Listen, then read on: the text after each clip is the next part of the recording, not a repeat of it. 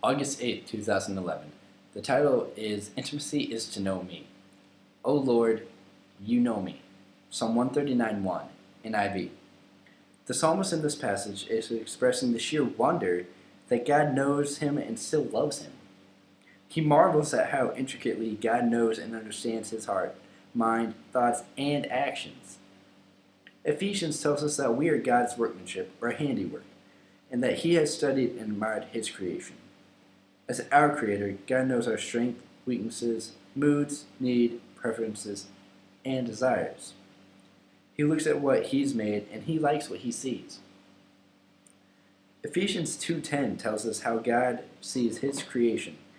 Ephesians says that we are His workmanship, created in Christ Jesus for good works.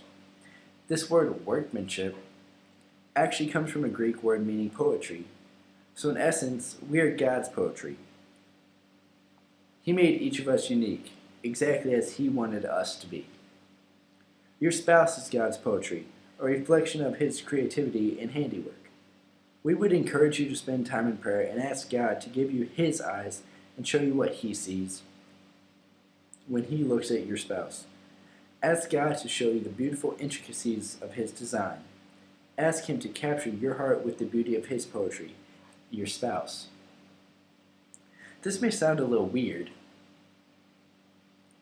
because we don't often think of our spouse as beautiful poetry, especially when we've been married for a while and the flaws and imperfections seem to overshadow any views of God's masterpiece. But Teresa and I would encourage you to ask God to give you a renewed view of the beauty in your spouse.